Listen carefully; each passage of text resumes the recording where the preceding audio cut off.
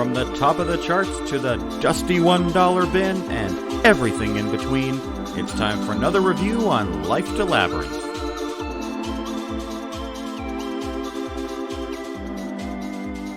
Welcome to another episode of Life to Labyrinth podcast. We've made it to November, month 11 in 2020 of the darkest timeline. Steven, how you feeling? You can't just drop Community on my head like that. You got to give me time to prep, man. Pretty good. It blows my mind. It's November already. This year's gone so fast. Like, it's insane to think that Kane was born in June. Like, that it feels like it was like 5-6 weeks ago, not 4 months. Yeah, you and I, and we haven't seen each other in like 2.5 months. Yeah, at least that, because our what's that? Have we seen each other since Kane? Because that's when I took pat leave, and then we. Yeah. We had our D&D group and stuff. But I was thinking we canceled D&D the same time, but we didn't. It was a bit later. Yeah, we went a little bit longer under the radar because I was not working at the time, and I was supposed to be distant from you guys because there was an investigation, which there's no need to discuss. But it's a secret. It's a secret. It's all said and done now, so who cares? But I'm doing pretty good. Prepping, take some time off for family. How about you? Yeah, it's fine. I mean, we did Halloween last night. I've been working on editing our upcoming special episode, which will have dropped by the time people are hearing this. I hope they like it. And yeah, I mean, I guess just settling into my new normal, kind of getting back to both jobs and trying to find a new routine in the week with the kids and kind of see them through to the Christmas break onto the new year. I mean, I don't know about you, but even though we're in Canada, the thing that's sort of on my mind more than anything right now is we're 2 days away from the U.S. election. Yep. Even though we're not American, it impacts our country in a big way. I know a lot of people who say, like, I don't follow U.S. politics for the same reason I don't follow Ethiopian politics. And I get that. And I understand where they're coming from. On the other hand, we don't share the world's largest unguarded border with Ethiopia. Most of our trade doesn't come from Ethiopia. So, right, at the same time, I get it. Like, I understand. But to me, there's no reason to be willfully ignorant of extremely important world events, because we live in a world that's super connected now. America, for us in Canada, particularly so, because like you said, we share a border with them, and it's a big ass border. But even political decisions and parties in power in England affect us, in Italy and France. The way they shape the world as a whole affects us all. So it's never really seemed reasonable to me to just ignore all that. And especially in the case like this year with the American election, which I'll try not to tangent too much. It's a passionate subject for me. It's a very, very, very important election. The results are going to have a catastrophic level of impact depending on who wins, one way or the other. So this is just a kind of time where we all need to be kind of aware of what's going on. And even if we can't help directly, it doesn't hurt to be informed, because then you're not caught off guard by whatever comes next. Yeah, and for those of you who are from the U.S. and listen to our show, we're thinking of you. And, if you fall politically where Steven and I kind of fall, then you're hoping for changes in your country with a new president and not necessarily getting back to the way things used to be, but hopefully moving forward in a really positive way and seeing a lot of change in your country. So we're thinking of you. And if you're one of our listeners who happens to want the current president to stay in power, I vehemently respect your opinion and I disagree with every fiber of my being. So, yeah. But that goes that's not for to me. say we're not thinking of all of you. See you guys listening, and Godspeed, I suppose. And it goes the way I would say the majority of the world is hoping it's going to go. We are not running a political podcast. Sometimes it's important, so we're going to touch on it, but we will move on to the music. Yeah, so this week, because we recorded our special episode and Steven is going away, so we're recording this one early. We chopped back the length of the album we listened to, and we have decided to listen to Labrinth, Sia Diplo Present, LSD. We were originally going to listen to a Sia album, but we found this. It was a bit shorter, so we could listen to it more in the shorter amount of time that we have. So, for me, I hadn't heard it before. I have heard Sia before. I've heard some of her hits. I've heard Chandelier and Titanium. But I mostly know Sia from Zero 07. And if you haven't listened to Zero 07, you need to right that wrong in your life. I'm just going to quietly write that down right now. The first song I heard of Zero 07's was from Garden State soundtrack called In the Waiting Line, which Sia doesn't feature on, but she's all over a bunch of their stuff. She's a frequent collaborator with Zero 07. We are going to do Zero 07 on the podcast. When we first started writing out lists of albums that we wanted to kind of touch on, Zero 07 is on my list. We will get there. I love it. But for now, we're listening to LSD, which came out last year. So before we started on the recording this episode, Stephen and I were discussing what we knew about these artists going in. And so I knew this about Sia. I know that she's got several albums out starting back in 2006. She, has hidden her face for the last several years just to try and maintain some anonymity when she goes out because she started getting famous, where before she was a performer that was not famous. I didn't know she was from Australia. I've learned that, which I think is really cool. And it means that, this is a supergroup, which is what they call it. I kind of thought that it's our first sort of concept album, but it's also our first project. It's not, it's not an artist we're reviewing so much as a project by 3 artists, but I guess they're considering it a supergroup, but I still consider this a project. And I would say until we see a second album from them, I would say this is like a project. This is an experiment that they've done. Yeah, I think that's fair to say. So like Bryn said, we kind of talked about it. I knew Sia the same way. Bryn had a couple songs like Unstoppable, Chandelier, kind of the big hits that you hear on the radio. But I knew the style of music Sia had, and I knew kind of what she was famous for, and I knew her like iconic look. I did know she was Australian at least, but I was pretty much the end of what I knew. Diplo, I didn't realize I knew until we kind of started doing research for this episode, because I know Major Lazer. I just didn't realize that Major Lazer was a combo group with Diplo and Switch as Major Lazer.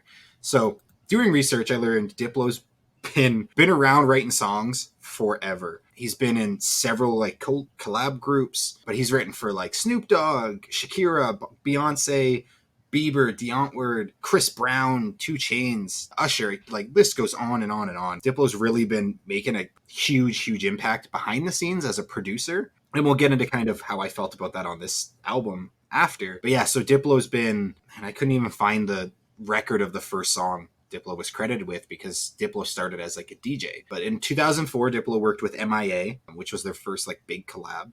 And then he launched his music label company, Mad Descent, in, I believe it was 2009. And then he went on to work with Switch for Major Lazer. Major Lazer is actually still putting out songs. I actually heard a song on the radio like 2 days ago from Major Lazer. The latest collab he did was with Skrillex, actually, for a band called Jack U. And I personally probably think that's really, really strong. I'm not huge into dubstep, but I think Skrillex definitely has a talent for it. But Jack U was the group that they worked with Bieber for the song Where Are You Now? And that was actually Bieber's first Grammy, courtesy of Diplo and Skrillex. And then the newest thing they're doing is LSD, which, like Bryn said, released early last year. And I think there seem to be hints on the internet that there's more coming, but I couldn't find anything conclusive from the actual artists. I think the only one neither of us really knew anything about was Labyrinth, right? Well, I didn't really know anything about Diplo, and when I, Googled him, I was just like, oh, he looks like the offspring of James McAvoy and Kid Rock's Do-Rag. Oh my god, he does. It's so bad. That picture is so unflattering.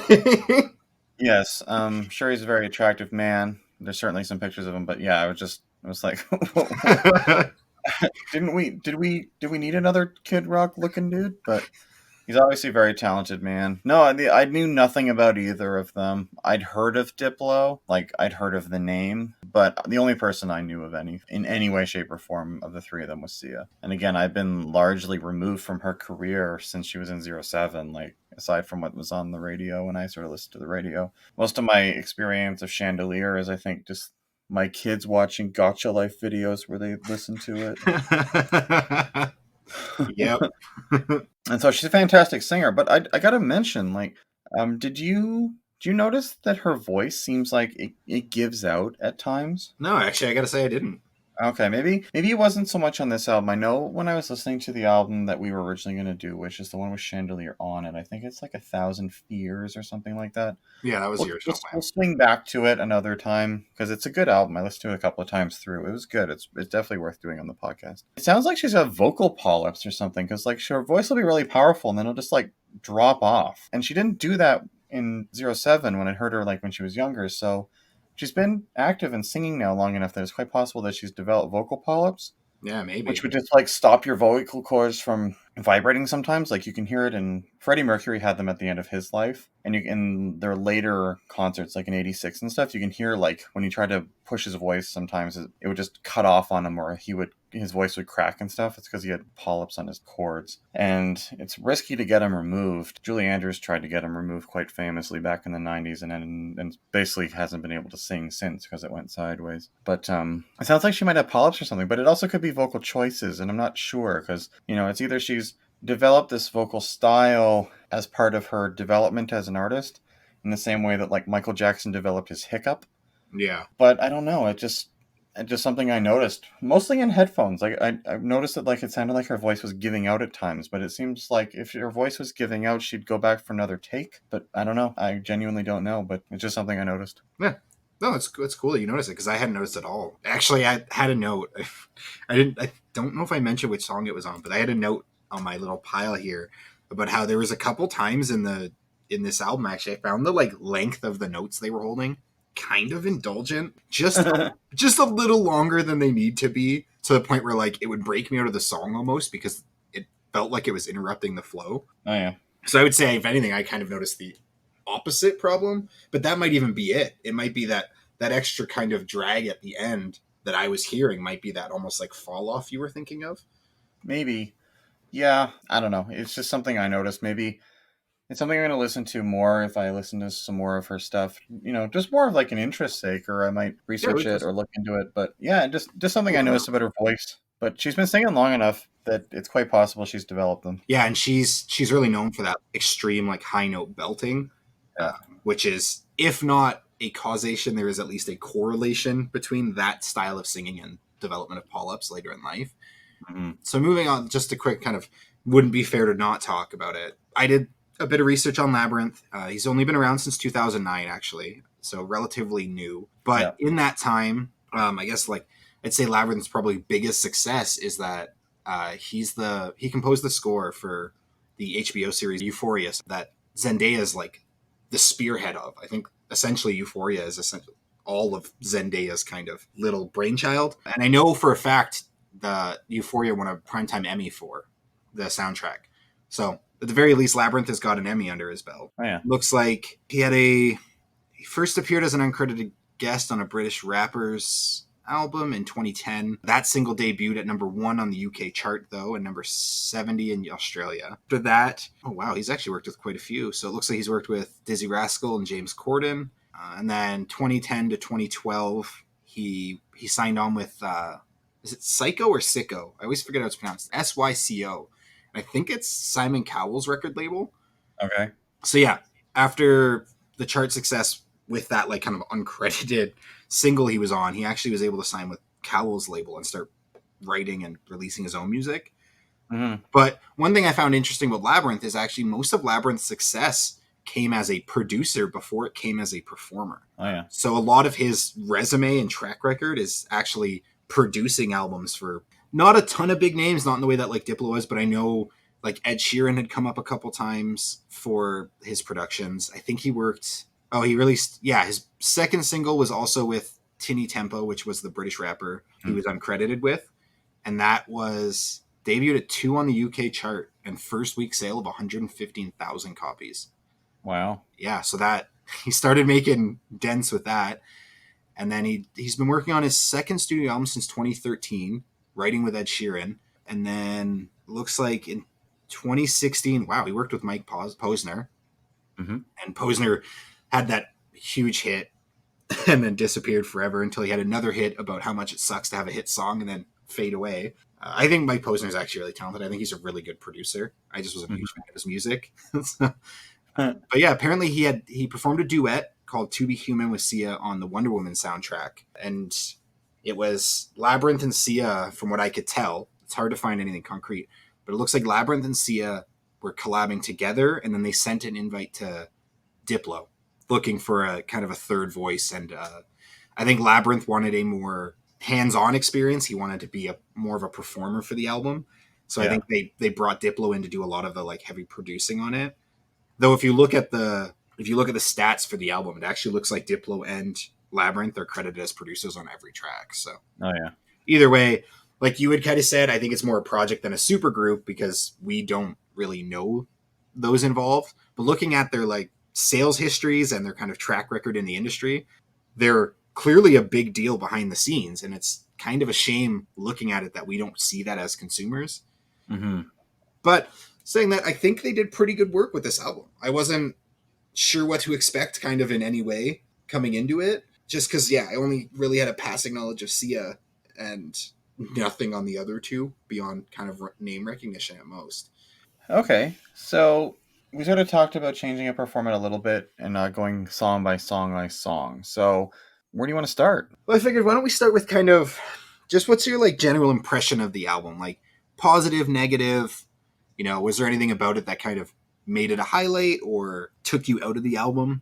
Like we don't necessarily have to focus on like say favorite songs and least favorite right now, but maybe Yeah. just kind of what a general vibe we got listening to them, how we felt when we listened to it. I liked it. I think it's kind of in line with a lot of the music I listen to now a little bit. I've been listening to more DJ stuff. The last year, I've really gotten into stuff like Claptone. And I guess with the result of, Diplo and Labyrinth on this album, they're kind of going for that sound as well. I would say this is less sort of like classic Sia. This is more dance music. This is more sort of DJ music and sampling. And so overall, I think it works. Overall, I think it works really well. I think Sia works well in this context. I think their voices don't necessarily go well together when they all sing together. I think Sia's a little bit next level to them, but I like the way that she's used in this a lot. Yeah. And I think, if it's a project or it's a concept album, I think it flows well. I got to be honest, I don't think there's anything in here that really hits the wrong way. I can say that I found the songs all quite catchy, some more than others. My kids knew some of them. I started playing them and like my daughter's in the back singing along. I know that Renee likes this album a lot, so I think this album, having come out early last year and we're now late 2020, this album has got a lot more staying power, I think, than some other pop music generally does. But yeah, I think overall I liked it. It wasn't a negative listening experience for me in the way that some of our others have been a bit more of a challenge to get through. I'm glad, having listened to now our third album in like 2 weeks, that it was short. I don't think I'd want any more of it. It Yeah. has a lot of songs for 30 minutes. I'll say that. Yeah, 10 tracks is quite a lot. Yeah. So, which is nice because, they're all like 2 or 3 minutes. Then we're not getting into 5 and 6 minute like songs and stuff. So they're nice little neat little packages of around, most of them are around the 3 minute mark. I think it's fun. I think it's a fun listening experience. It's good. In Edmonton, you can kind of get anywhere in half an hour. So you can put this album on, listen to the whole thing on the way to somewhere. Yeah, that's a good point. I'll say honestly, for me, it's not. I wouldn't go so far as to say it was a negative listening experience for me, but I did still think it was like, for me personally, kind of a weak album. There are a couple things I really like you said. I think the pacing and the flow of the album's really well done. I think the level of production on it is extremely refined because it's definitely like right. It's a club album. It's a dance track album. So if you go in kind of expecting that, I think it's a really well made product. Yeah. I felt there were times where like I just kind of hit a wall listening to the album. Like there were just tracks that, as much as there were a couple tracks I absolutely loved, there were a few that I just had such a hard time getting through, kind of on Okay. repeat. And even with where you said like almost the like vocal disparity between Sia and Labyrinth on a lot of the tracks. To me, my note actually was that it almost felt a bit Sia heavy, and I don't know if that's intentional or if it's just you're putting a vocal powerhouse like Sia, who's been doing it forever now, up against Labyrinth, who's really only got 5-6 solid years of doing vocal work on tracks. Yeah. And I think you can pretty kind of clearly tell the difference. I don't want to say skill level because that seems like derivative. I actually really, really loved Labyrinth's vocal work. It was part Yeah, of the standout for me. I don't know.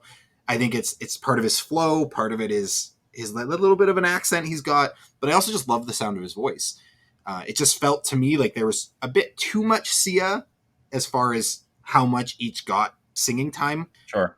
But other than that, it was overall a relatively positive experience. Like you said, it being 30 minutes is really nice. Even the songs I wasn't a fan of, I knew if I hit skip, the next song was going to be one I liked. And Yeah, yeah, there wasn't any point where I was like, oh, this is a bad song. I can't do it. There were just some tracks where I was like, I would skip this if it came on. Like, if I wasn't listening to it for this podcast, I probably wouldn't have given it the full 3 minutes. right. But even that, keeping the length of all of the tracks short, really, really cool. I like, especially on almost like a high concept or like a group album like this, I think that's a really smart idea because it Yeah, having 10 tracks kind of lets them play with the sound a little bit. And I think you hear the influences from all the different artists in there. You have some big vocal numbers from Sia. You've got some like low, quick little rap tracks from Labyrinth. And then you get those big, punchy dance sound moments from Diplo's production. yeah, I think overall it's a very good album. I for sure would listen again. There's just a couple tracks I might hit skip on. yeah, But other yeah. than that, I Totally think fair. everybody involved's clearly talented, clearly knew what they were doing. And if they are producing another album, like if there is another album in the works, I 100% will listen to it because I expect that whatever sound they put on this next one is going to be just as good. Yeah, I would think so. And at this point, my only concern performance wise would be just Sia. Like I say, it does sound like her voice is starting to show its age. She's been going since 1990. This is a woman who's most of the way to 50. Yeah, right. And It doesn't seem like it, but she's a solid 3 decades in at this point. It's yeah. kind of reasonable that her voice might either have a distinct style we're not used to hearing or be experiencing some sort of like drop off or kind of long term damage of it. Yeah. While you were kind of chatting there at the beginning, I did a quick lookup of Sia vocal polyps, and there was a couple of posts about watching her sing live and watching like the way she manipulates her neck and throat and stuff. And yeah, although nobody's talking about whether or not she has vocal nodules or vocal polyps or anything like that, there's definitely people who have identified that she has a very poor singing style, which I think is maybe part of it. Yeah. So, but I mean, as long as she's sticking in the studio, she can take as many takes as she wants. I Yeah, think she's absolutely. just trying to maintain her youthful voice. And at some point, age and your body changing and your vocal cords kind of relaxing as you get older, your voice naturally warms and lowers. And that really changes, especially it seems most like a lot of women, it'll really change their vocal range. And they almost have to kind of learn how to sing again. And it can be minor or it can be quite present or pronounced, I should say. It can be quite pronounced. And one of the people I would reference is someone that you can view as someone who largely didn't push her voice a whole lot, but has had to sort of dial it back into a smaller box of vocal range is Stevie Nicks. Stevie Nicks has Oh, gone yeah. from probably, I'd say she probably had maybe 2 octaves when she was young, and she could push her voice. Like when she did the end of Rhiannon and stuff, she'd be kind of stomping away and kind of using like vocal distortion and stuff like that, going up a little bit higher, even though she was a very low registered singer as it was. I forget what it's called, but Stevie Nicks had the vocal range that is the lowest natural range for a woman. And Oh, so wow. I forget what it's called. It's not tenor. It's somewhere between tenor and alto. But if you listen to her sing now, she dodges what for her at the time were sort of higher notes, and so she sings very, she's in a very little box.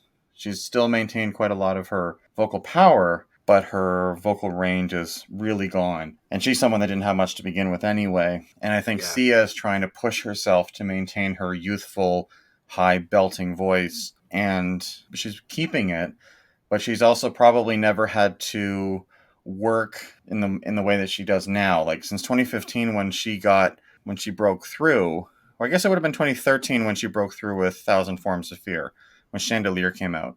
She went from someone who featured and was a working vocalist musician who, would do some tours and stuff probably and do shows here and there, to someone who's now an A-list celebrity pop singer. and the demands on her to perform at that point would have gone through the roof. Yeah, for sure. So I would say she, for 25 years of her career between 1990 and 2013, between those years, she was probably very much in control of what was going on in her musical career and how often she was touring and how much work she was doing and the amount of rest she could give her voice.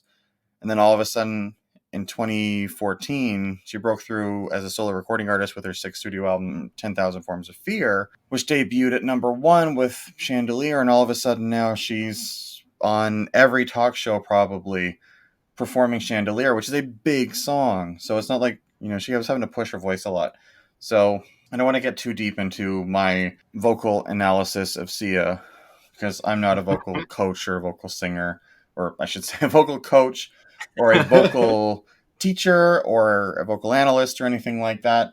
It's just something I enjoy learning about. And so I've started listening with different ears to the way people sing the more I learn about proper vocal technique. So anyway, but yeah, I would hope that they put out another album. I think this one was really good. I would hope that their next album is about the same length. I definitely don't have much interest in listening to a 75-minute album of theirs. Oh God. I mean, I would do it, but I wouldn't be happy about it.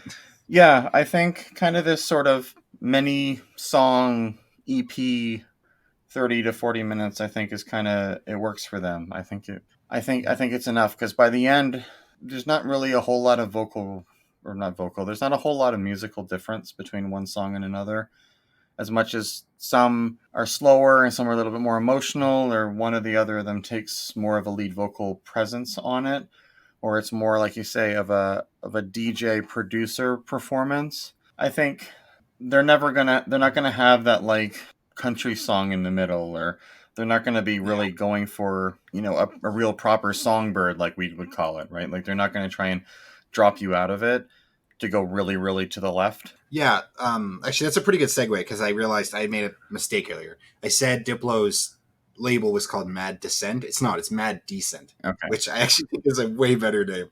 I don't know why. Looking at it, it's just making me smile. It's just Mad Decent. And actually, so the reason I think the kind of overall sound of the album has a lot to do with Diplo is because with Mad Decent, Diplo's been introducing a type of Brazilian funk music. I can't pronounce this word, but I know it's also called funk carico and favela funk. Yeah. And it's a type of like, it's a mix of Brazilian. I know it's derived from like gangster rap, like 90s gangsta with an A rap, and deep bass, like bass music. Sorry, not bass. This. So I think fishing. That like, right. I'm not even looking at the word. My brain just was like, nope, that's how it's pronounced. One of those hats that says I'd rather be fishing.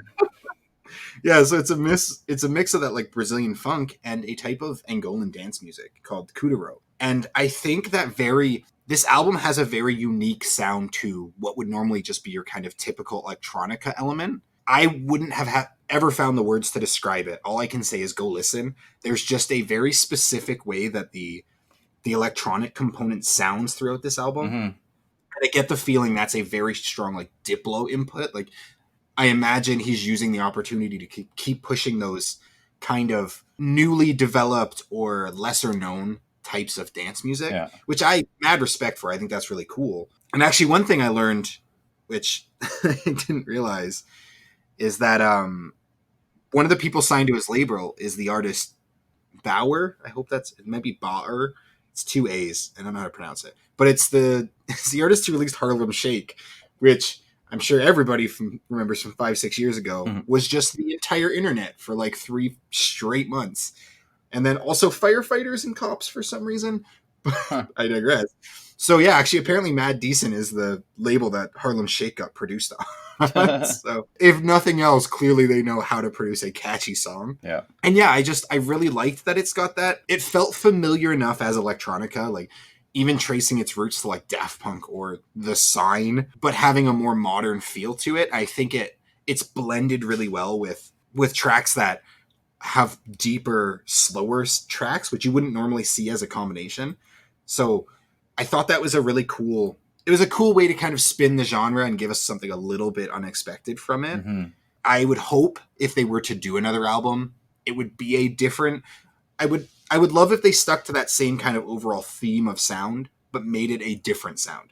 Okay. If they were to put out another 10 tracks with the same type of, say, it is that kind of Brazilian funk electronica, I don't, because like you said, it by the time you get to the end of this album, it all kind of sounds the same. Each track is distinct in like lyrical value and tempo, but its overall sound doesn't change a ton. Yeah. And it's just a really good thing that overall sound is a good one and it's very pleasant and positive. But I think a second album of the same sound would just, for me, be way too much. Yeah, I would agree. Yeah, I think it works here. I think it would need to change somewhat. Or you just end up sort of like Skrillex, where Skrillex was super popular for his sound and then it didn't change. It's just like, well, literally every album is the same listening experience, so why bother? Yeah, exactly. That's a really good analogy.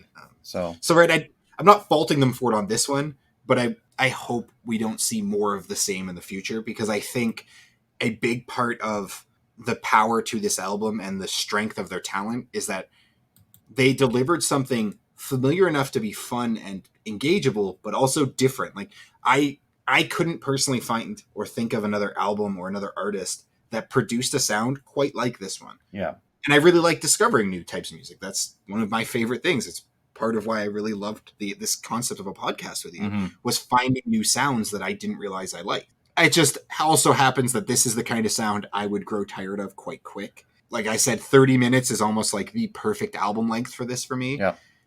I think even 45, say to an hour would be pushing it. Yeah. And part of that is because, like, say 4 to 6 months ago, I really, really heavily got into electro swing, and that just became my favorite type of electronica. That remix of old 50s sounds through electric instruments and electric production. Mm-hmm. It's one of my favorite things. The band Caravan Palace, go check them out. Coolest shit ever. I love their sound. All right. It's so good. And it was really hard for me to break that into other types of electronic music. Like, I stopped listening to Daft Punk for a couple months because I loved electro swing so much. Huh. So this was kind of the first time in a long time where I've taken the chance to listen to a new type of electronica and really enjoyed it. I do listen to original swing music as well. That's how I found electro swing, was that Spotify, once I kind of was listening to the same 6 or 7 swing albums over and over again, was like, hey, try something new. Try this. Please Caravan stop listening Palace. to Big Bad Voodoo Daddy. Right? Stop blowing out the numbers on songs no one listens to. And they gave me a Caravan Palace track in one of my like release radar playlists, and I instantly fell in love with it. So like Caravan Palace does like the big band, the trumpets, the huge brass sections, but it's all modernized and has that like electronica production value to it. Like it's produced through like almost like a mesh of electronica at the end. And I think it's a really cool, really unique sound. I think it's a really awesome way to reinvent swing and bring it to like the modern generation, or the modern music goer, as it were. Mm-hmm. And I was really impressed with this. Like, I really loved the sound, even though I couldn't find a way to really put it to words. I loved the sound of this album. Even for the tracks I wasn't a huge fan of, I think it just has a overall very pleasant sound. Yeah, I'll agree. The musicality is just very, very good. Yeah, and like these songs are heavily listened to, and but I think for me the biggest takeaway, I think, and there's songs I like I really like Genius, I really like Thunderclouds, I think Mountains is good. It's Time, I think, really sort of is probably the song you're talking about, Sia holding the notes too long, and probably the song I'm talking about in terms of it starting to show her vocal limitations developing. But Yeah, it definitely is.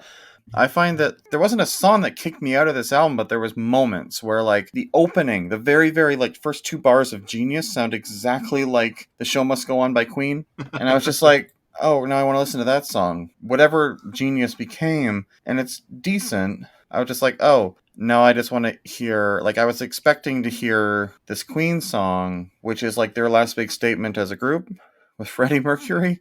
And yeah, fair enough. this is sort of song 3 on this album.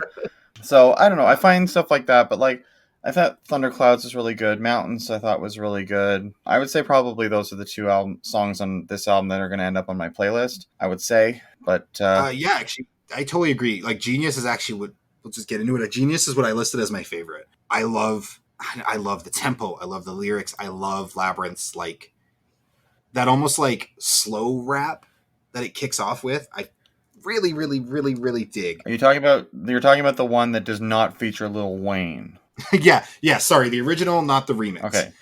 Because yeah, just to jump back for a second, there are 10 songs on this album, but number 10 is just Genius, but it's a Lil Wayne remix, so it's not a different And song. it honestly, I didn't listen to them back to back. Honestly, I really should have. But to me, it almost feels like the back, say half or back 2/3 of the song is exactly the same. There's just a Little Wayne segment in the beginning instead. He just And yells for a while, and then the rest of the song plays. the beat's very different for that segment, Yeah. but then it kind of starts sounding like the exact same song when Sia's vocals kick in. Mm-hmm. So yes, I'm talking about track 3, Genius, the original. Yeah. I really loved that track. I thought it was a really good showcase of Labyrinth's talents, which honestly, my one big takeaway from this is I'm going to be listening to more Labyrinth. I love his voice. I love the tempo he carries, at least in this album. I feel like I'm going to be a really big fan of his style of rap. So I'm going to be listening to a shit ton more Labyrinth once this is over. Well, hey man, if you want to listen to one of his albums for next week to kind of keep this party going, then that's cool with me. Maybe, but there's one I want to listen to first. All right. Because I did consider that and was like, maybe I should just tack it on and be like, hey, let's do Labyrinth next. But there's another album I really want to do. All right. We'll talk about that. All right. Yeah, so Genius was a favorite of mine. I'd say probably strongest track, but I really liked Audio too. And I think those were the only, say, two I've really, really stood out to me. Yeah. The rest were good. The only ones that I really didn't like were It's Time. I just couldn't do it. I did find my note, and that is the note I wrote. Felt very Sia heavy. Like, notes felt indulgent was literally the phrase I used. And there's quite a few times in It's Time that you get those crazy, crazy high notes, which, well, I respect from a consumer point of view and as a performer talent thing, they got grating by the end of the song. Like, it's just high pitches are one thing I don't do a lot of. Okay. They're just not the sound for me. And a lot of that obviously comes from what I listened to growing up. There's not a lot of high pitched vocals in the shit I grew up listening to. No doubt. So it's just, right, it just kind of, that breaks the flow for me a lot. It's like, ooh, ow, okay, let's go break glass somewhere else. And while I find it impressive, it's just not a sound I enjoy. So It's Time, I'll straight up say, was the weakest track on this for me. Not because it's a bad track, just because it wasn't the sound I liked. Yeah, that's fine. But yeah, like, Genius is an incredible song. Audios is good. Mountains is good. Even if I think Mountains starts a little slow. Mountains reminds me, I gotta be honest, Mountains reminds me of When the Party's Over by Billie Eilish, speaking of people who have high voices, high notes, that maybe is not your jam. I don't mind it, but yeah, I don't really either, but I think she's someone that I think I wanted to dismiss. I knew nothing of her before Bad Guy, and I'm sure we'll cover her on the podcast. I think she's an interesting artist, and I think now that she's got a few albums in, she's become a really big star. She's sort of globally known now. She's not sort of, Instagram known with young girls and stuff, but as someone that has 2 young girls, I'm now becoming more exposed to this kind of stuff, kind of organically, just because they listen to a lot of music at home. They just like to watch gotcha videos on YouTube, and I'm hearing a lot of these pop songs. And I'm trying to sort of also change my attitude, because I realized that growing up as a guy, there's this big sort of social stigma against things that girls like and things that young girls like. And I remember that. I remember when the Spice Girls came out, and it was just nobody liked them because they were girls. And nobody liked them because girls liked them. And now I have 2 daughters, and it's like I had to, myself as well as most of society has to get over this attitude of what little girls like is garbage, because a lot of it's actually pretty good, and young women are probably the biggest market that's targeted. So it's sort of interesting. I was listening to another podcast recently, and they were sort of touching on this, where they mentioned that it's sort of this juxtaposition where things that young girls like are heavily marketed, and they're heavily marketed to as a demographic, but then simultaneously society shits on them for what they like. Yeah, I mean, that's a kind of an important little thing to just touch on, is that, right, we have a lot of really shitty ideas beat into our heads by society and by usually well-meaning parents and peer groups.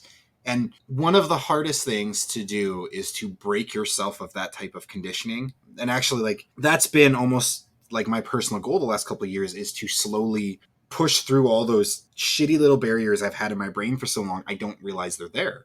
So like pop music, I didn't listen to pop music for a solid 10 years because I listened to punk rock, and there was always that social pressure of, oh, if you like punk and you like hardcore like rap, you Yeah. can't like pop music. It's just those things don't mix. Yeah. And honestly, there's a lot of really good fucking pop music out there that I missed for a long time because I was being a stubborn asshole. So Totally. I think it's important that we take the opportunity to be like, hey, sometimes you need to just sit down, take a breath, and examine yourself. And it's gonna suck because you're gonna realize there's parts of yourself that aren't great. But once you get through those and work on improving, man, the world's gonna open up. I avoided D&D for probably the same amount of time I avoided pop because I was this counterculture punk rock kid in ripped up jeans and steel-toed boots. So why would I be sitting around a table with a bunch of nerds playing D&D? Let me tell you, as you've seen, D&D's my shit. I And let love me that tell you, game friends, so goddamn much. Like tabletops in Steve general. is like the Whew. pusher man when it comes to D&D now. Oh yeah, dude. Like I've spent hundreds of hours at this point writing like story details and lore for games I'll never play, and for like tabletops I don't own. So it turns out I denied myself what is arguably my favorite thing in the world for like a solid 10 to 15 years because I wasn't a nerd and I didn't fit in that group. But man, branch out. I was the same. Like, I didn't want to know Harry Potter because my little sister liked Harry Potter when it came out. I was like, oh, that's like little girls and kids like that.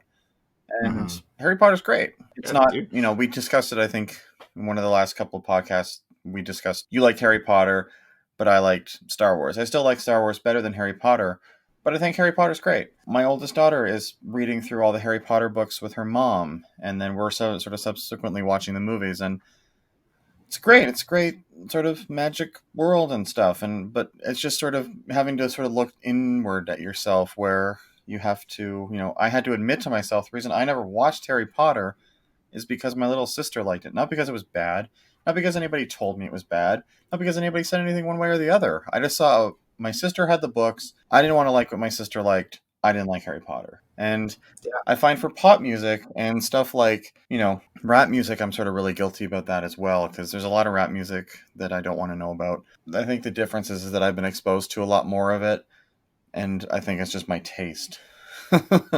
But Yeah, right. Of course, that's going to happen. Like, not everything out there is for everybody, yeah, but I think, yeah, it's a really good kind of like personal exercise to take the time and think, hey, do I not like this because it's not the right style for me, or do I not like this because a bunch of people or my own brain told me I shouldn't and therefore can't? yeah, exactly. So, I found, Mountain sort of reminded me of the Billie Eilish song, and then Genius kind of sounded like the show must go on when they started.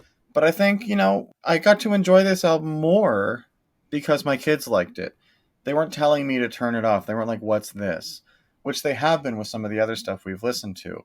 So I didn't have to worry about them kind of bitching, for lack of a better term, about what I was listening to in the car. Like, I put on Thunderclouds and my daughter's singing along in the back. They're happy as a clam because I'm listening to music that they like. And it was cool to find that sort of common ground with them, because as a dad, you can be like, cool dad or grumpy dad, but in terms of like what you like and stuff, like, you're sort of a little bit separated from your daughters a little bit to try and find that common ground, because they want to like play dolls, and they like different things inherently because they're girls, and they're sort of being raised in a world where women or girls are sort of given different toys, or they're pushed, princess culture is sort of pushed on them and stuff like that. And as much as we never did that in the home, I remember when Elliot was very, very young, we didn't really do the princess thing with her, and she didn't know any of them.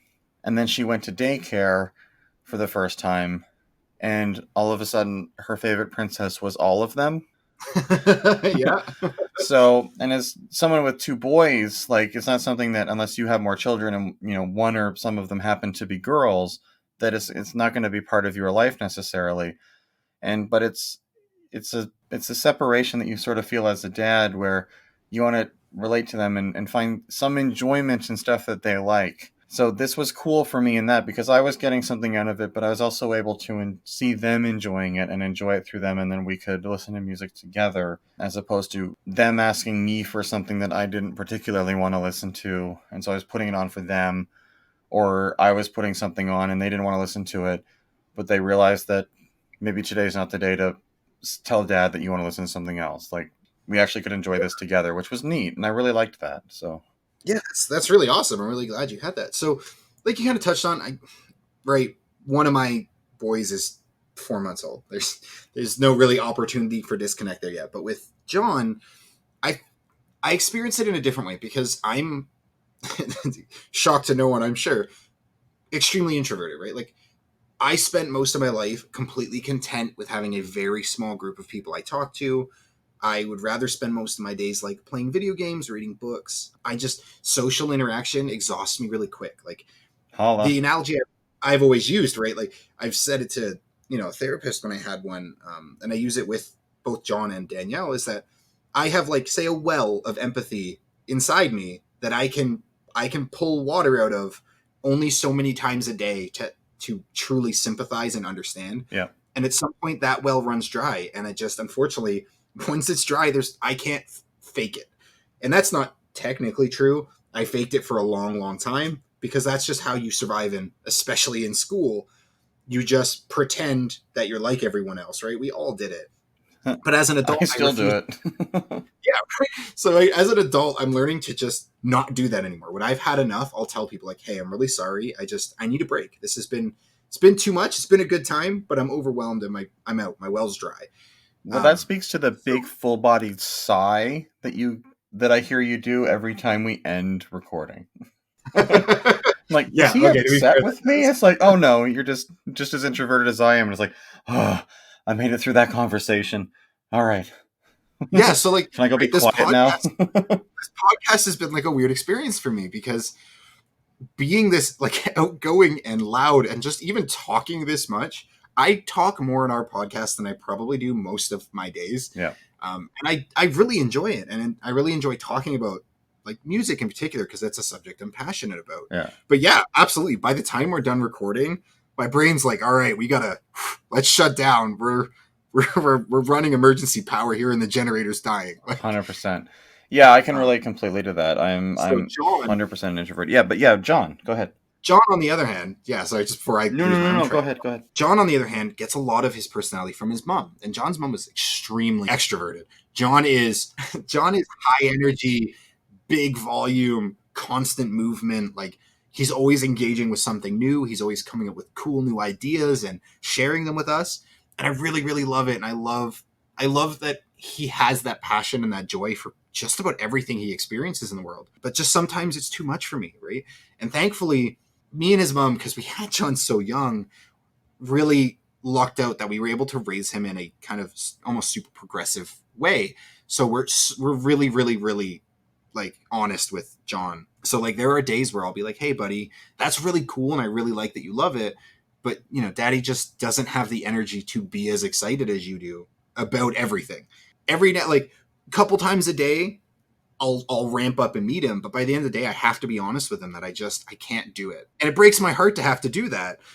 And thankfully, he's 10 now, which is insane. I'm still kind of struggling with that, but he's 10 now, and he's starting to kind of understand that. But he's also starting to almost his enthusiasm is tempered into the specific things he's passionate about now. Mm-hmm. So like one of those things is video games. He's recently, no more than say 5 months now, has really been into video games because they engage him and they present him with puzzles and he has to problem solve. And while they're frustrating when he can't do it, he's already starting to recognize that kind of almost like endorphin rush you get from overcoming that challenge. So you're watching him struggle through Portal while you laugh maniacally? Not yet. That comes later. All right. But yeah, so we do now have those, like once a weekend, he'll be like, "Hey, do you want to come play Switch with me?"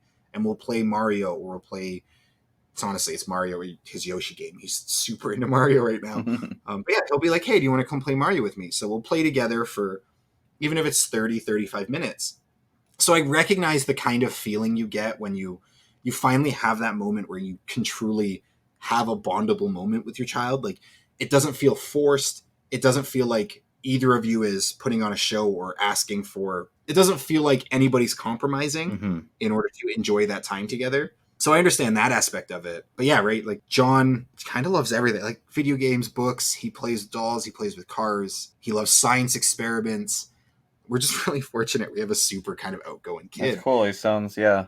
So there's a lot of opportunity there to find common ground. Yeah, and part of that is we lucked out because I'm super lucky. I'm so lucky. I have such an incredible like family support system.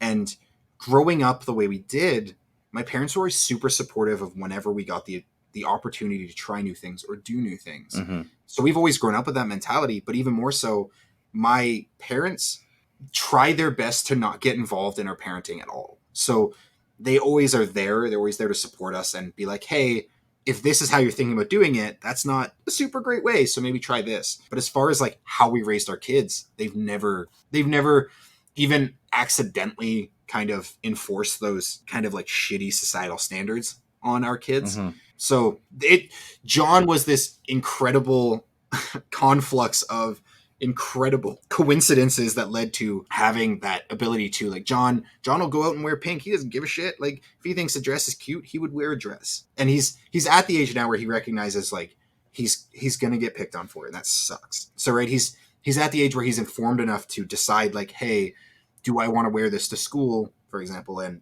risk that, or do I want to just kind of hang out in the house in it? Mm-hmm. But I totally understand because like I see my siblings struggle with it a lot more, that they were already adults when they had kids and they already had all these kind of ideas in their head. Yeah. So, and that was almost like, that was the like light bulb moment for me, was like, I watched one of my sister's kids they got into a fight about something like that. Like, I think he wanted a pink shirt or something, and they had kind of got into a little fight about it. And that was the like, holy shit, I need to kind of make sure we do our best to avoid that. Mm-hmm. But yeah, so I don't know how I tangented so bad.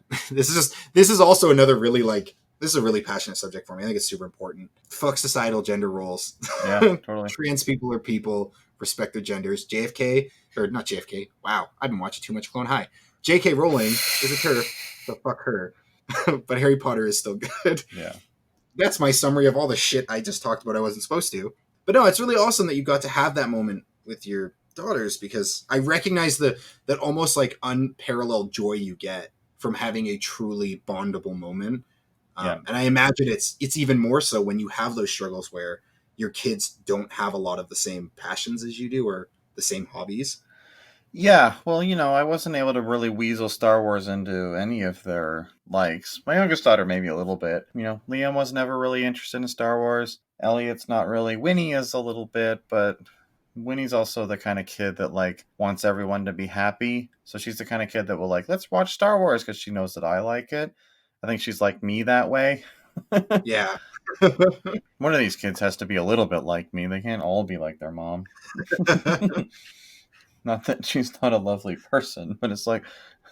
Yeah, I get it though, right? Like, I kind of feel the same way about Kane. Like, Danielle, in the same way as John's mom, is much more like extroverted than I am, and has those like singular passions she gets super enthusiastic about. And I love Jonathan to the ends of the earth. I would never fault my child. And if Kane is the same way, it'll be super cool that the brothers will get along so well.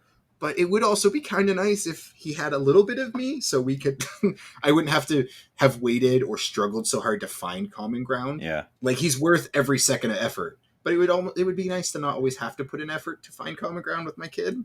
Oh yeah, totally. Although, as much as I want them to be like me, or I want to find common ground, or we all look to find things in our kids, whether it's physically or personality-wise, that remind us that we see ourselves in them. I kind of hope that none of my kids are particularly introverted, because we don't live in a society where that's typically looked upon with great understanding. Yeah, that's very true. As an introvert myself, I get it. It's like the best way I've ever seen it described is like, extroverts recharge their energy by being with people.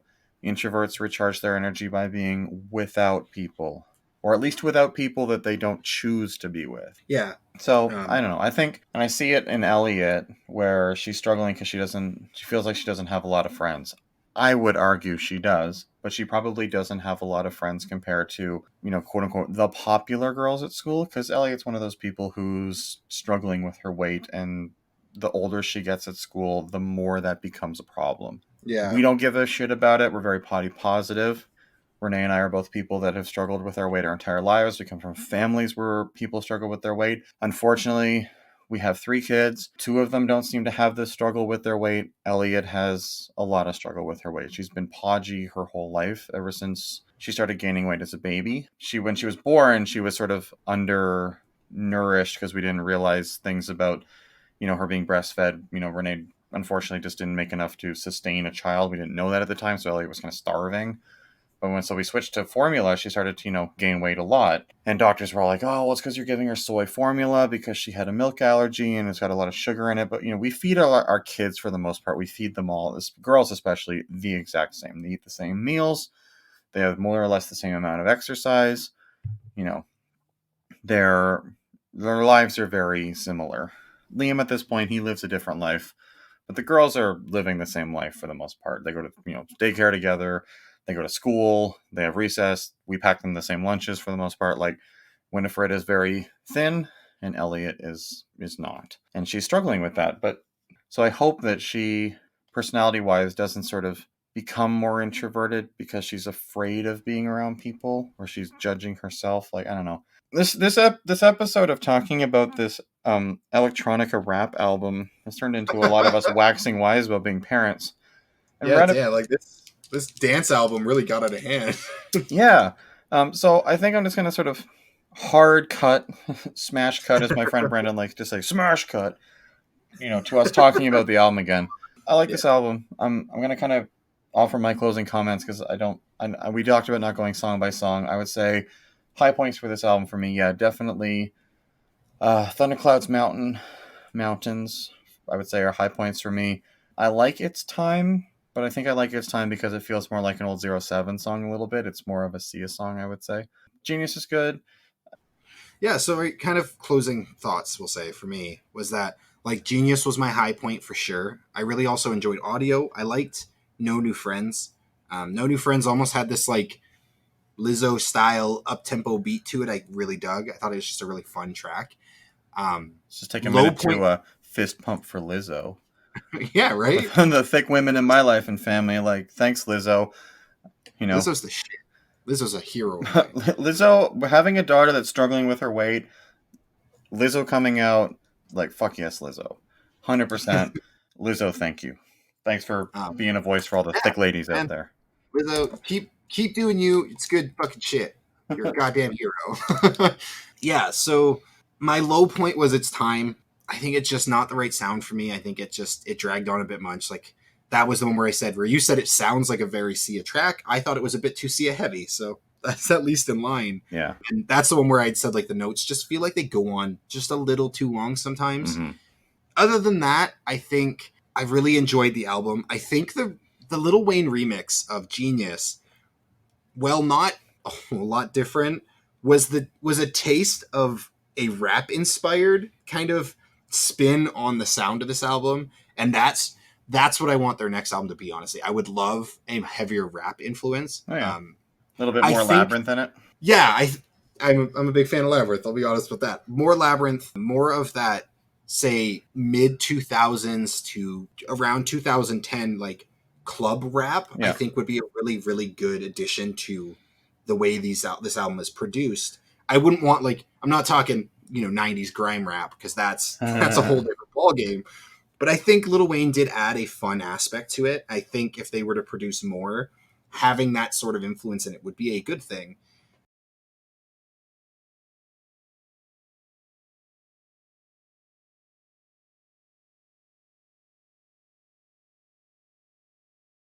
Mountains. Okay.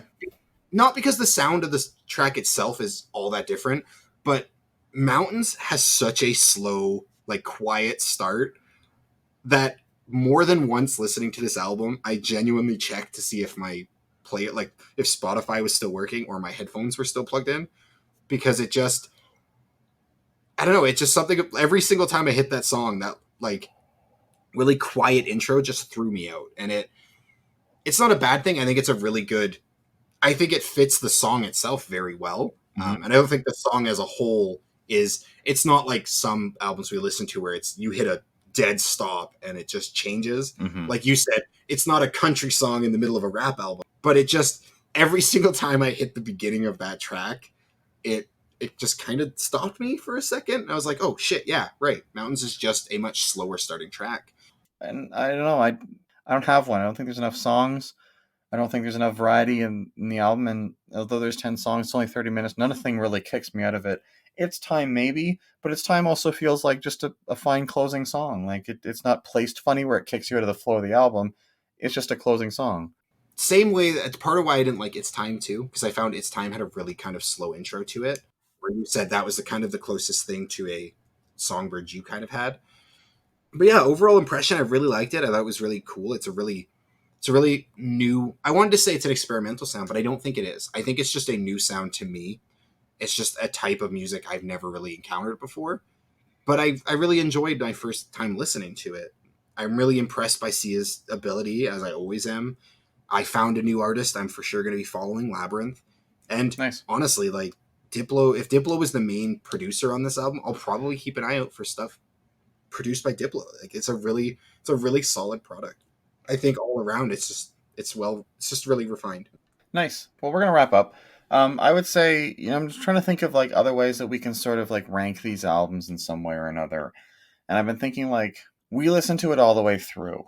And if we're recommending these albums, because for the most part, you and I always find things we like about albums. As much as we sometimes just be like, look, this didn't work for me. We've never gone on to be like, I hated it or this is a waste of time and stuff. But would you say of that the experience of listening to this album all the way through, if we were going to recommend it to our listeners, is it worth listening to all the way through more than once? Or are we only, or did you only listen to it through all the way because Okay, that's what so we're doing here? me personally, this album was one I listened to it through once or twice pretty contently. After that, it was honestly it was solely a responsibility thing. My say three, fourth, fifth listens to it were solely because I wanted to make sure I kind of knew what was going on for this podcast. First listen through, fun experiment. Second listen through, eh. And after that, it was like, okay, I'm gonna do it, but I really wish there were a couple tracks I could skip. Honestly, For me, it's largely the same. I never count the first full listen through at all. I think the first one is just experiencing the album for the first time. It's impossible to say after one listen through to a grouping of songs what ones you want to skip, what ones you like, if you even remember any of them.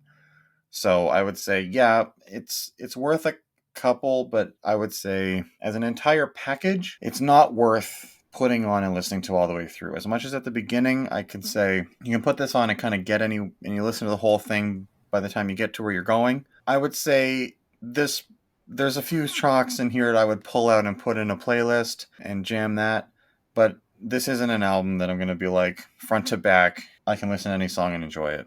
So for me, it's not worth full listens. Give it a few, try it, find the songs you like, and I would guess probably you're gonna pull a few out and never listen to the others again. I don't think this is a solid all the way yeah. So through that's a every good time point. kind of album. Kind of just to all our listeners, we every album we do, whether you've heard it or you haven't, we'd always recommend give it a thorough one time all the way through listen, because me personally, I'm a big advocate that an entire album can be such an incredibly different experience than you expect listening to select tracks. But where Bryn has talked about before, having albums where he's listened to it, say, 3, 4, 5 times, and the sound has become more appealing or has changed, this to me isn't an album that does that. This is an album that I'd say by your second listen through, you're already pretty confident in what you like and what you don't. I wouldn't say push through and keep listening to it hoping the sound grows on you, because it's such a unique sound, and because it's just kind of the inherent value of dance club music is that it just is what it is. It's not going to change the more you listen to it. It's not going to grow in complexity or depth. You're not going to notice things you didn't the first time. You're going to pretty quickly realize what works and what doesn't for you. But yeah, go ahead, give it a shot. I think you're going to find a couple of tracks that I think there's enough variety in the say that the tempo and the chords of the tracks, that you'll find something you like. But yeah, I agree with Bryn. I don't think this isn't a 5-6 listen album until you really follow in it. This isn't a get high and listen to Pink Floyd type album, which I will say I finally did. I didn't do it to Gorillaz, which was the one you suggested I do it for, but I did do it for Pink Floyd's. What's it called? I can't even. No, not the one we listed. I did do it. Dark Side of the Moon. That's it. Dark I knew Side it had of the Moon in it, and I remember the Prism. Nice. I did do it for Pipers of the Gates of Dawn, and the only track that I truly experienced different was Interstellar Overdrive. That was a hell of a fucking listen, especially with it being 10 minutes long. I bet. But yeah, I did finally get high and listen to Dark Side of the Moon. And I get it. I totally get it. Awesome. Well, don't get into it too much because we got to listen to it at the podcast. No, have you watched Moneyball yet? It's literally number 2 on my to-do list. I'm going to be up your ass about that. Before that is... Oh, no. Where did I put that note? I have all your suggestions ranked in order. One thing to do, and then it's going to be Moneyball, and then it's going to be 07. Okay. Well, somewhere in there, throw... Well, that's what it is. Silicon that's what my Valley next one is. That's Silicon Valley. More of a... Watch Moneyball first. Silicon Valley's 6 seasons of television. Moneyball is like two and a quarter hours of movie. All right, so Moneyball's going up the list. It's their HBO. There's not like, we're not talking like 25 episode seasons or anything here, but it's 6 seasons of television. So I would move Moneyball up one because you can do that in like 2 and a quarter hours. You're not tucking in for like quickly. So week. Moneyball, and I'll do 07, and then I'll do Silicon Valley. But yeah, so nice. Right, closing thoughts. Pleasant album. Give it a shot. It's not going to be the right sound for everybody, just straight up. It's a good club album. It's a good amalgamation of 3 people who come from different worlds. Yeah, I think that's really what I liked about it, is that each artist involved in this project has a distinct kind of sound to them, and I think they did a good job of joining them all together. But it is, at the end of the day, it's still, I don't know, what'd you call it? Clap? Or clap something? Yeah, I don't know what that is. Clap tone? It's like clap tone. It's going to be for some people and not for others. I'm going to make you listen to clap tone sometime. Anyway, let's wrap up, because you probably have packing to do, and I have to put my timesheet in for my job, and it's 11 o'clock at night. So let's wrap up. Thanks for listening. That's LSD. You as well. Steven, have a great night, and have a good trip. Have a safe trip back to Ontario. All right. See you, everybody. Yeah, that'll be fine. Bye. Thanks for listening to Life to Labyrinth podcast. Theme music by Devin Rose. Find Devin on Bandcamp or any streaming service. You can find us on Twitter and Instagram at Life2Labyrinth.